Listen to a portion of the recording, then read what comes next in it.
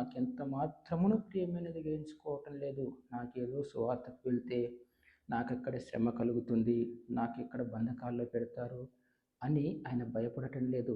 నా ప్రాణమును సహితం నేను ప్రియమైనదిగా నేను ఎంచుకున్నాను. సువార్త ప్రయాణంలో నాకు ఏమైనా పర్వాలేదు, దేవుని యొక్క సువార్త నేను ప్రకటించాలి అని ఆయన ముందుకు వెళ్తూ ఉన్నాడు. ఈరోజు క్రైస్తవ విశ్వాసాన్ని ఎదుర్కొంటున్నటువంటి ప్రజలకు కూడా వారు కూడా గమనించవలసినటువంటి విషయం ఏమిటంటే, ఏ మతం కానీ, ఏ మతంలో ఉన్నటువంటి ధర్మం కానీ ఇతర మత విశ్వాసాల్ని అగౌరవపరిచే, ఇతర మత విశ్వాసాన్ని అవలంబిస్తున్నటువంటి మనసుల మీద విచక్షణారహితంగా దాడులు చేయమని ఏ ధర్మం కూడా చెప్పదు. ఒకవేళ అటువంటి ధర్మం చెప్పేది అయితే అది నిజమైనటువంటి సత్యం అనేది కాదు, సత్యాన్ని అవలంబిస్తున్నటువంటి వ్యవస్థ అయితే కాదు.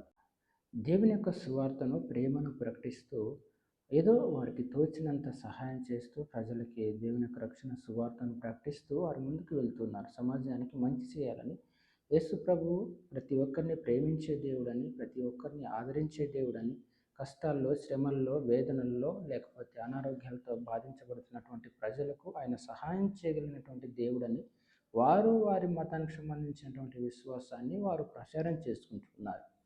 అయితే ఈ ప్రచారాన్ని అడ్డుకొని ఆ విధంగా ప్రచారం చేస్తున్నటువంటి వ్యక్తుల మీద విచక్షణారహితంగా దాడులు చేయమనేది ఎంతవరకు సమంజసం అనేది అది వారి యొక్క విజ్ఞతకే మనం వదిలేద్దాం. ఎందుకంటే ఒకవేళ సత్యం అనేది మీరు నమ్మినటువంటి సిద్ధాంతాలలో సత్యాన్ని గురించి ఉంటే దానిని ప్రకటించుకోండి.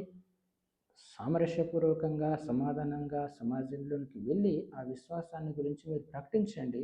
అనేక మందిని ఒప్పించండి. ఇది మన విశ్వాసం, ఇందులో మన సత్యము, మన నిజాయితీ అని వారిని ఒప్పించండి. కానీ క్రైస్తవ విశ్వాసాలని, సిద్ధాంతాలను పాటిస్తూ దేవుని యొక్క వాక్యాన్ని అవలంబిస్తూ వారు చేస్తున్నటువంటి సమాజంలో వారు చేస్తున్నటువంటి సేవను ఎదుర్కోవటం అనేది ఎంతవరకు సమంజసం? కానీ ప్రియమైనటువంటి సహోదరి, సహోదరుడా, మనకు దేవుడు నేర్పించింది ఒకటే. ప్రపంచంలో ఒకప్పుడు క్రైస్తవం ఎదుర్కొన్నటువంటి శ్రమలు ఏ విశ్వాసులు ఎదుర్కోలేదు. క్రైస్తవ విశ్వాసం ఎదుర్కొన్నటువంటి, క్రైస్తవ సంఘం ఎదుర్కొన్నటువంటి శ్రమలు ఇంకెవ్వరు కూడా ఎదుర్కోలేదు. ప్రపంచంలోనే అత్యంత గొప్ప సామ్రాజ్యమైనటువంటి రోమా సామ్రాజ్యంలో మన క్రైస్తవ సంఘము శ్రమలు ఎదుర్కొంది. కానీ శ్రమలకు ఎదురొడ్డి నిలబడింది. అనతి కాలంలోనే రోమా సామ్రాజ్యం అంతా ప్రధానమైనటువంటి మతంగా క్రైస్తవ మతం చరిత్రలోనికి ఎక్కింది. ఈరోజు భారతదేశంలో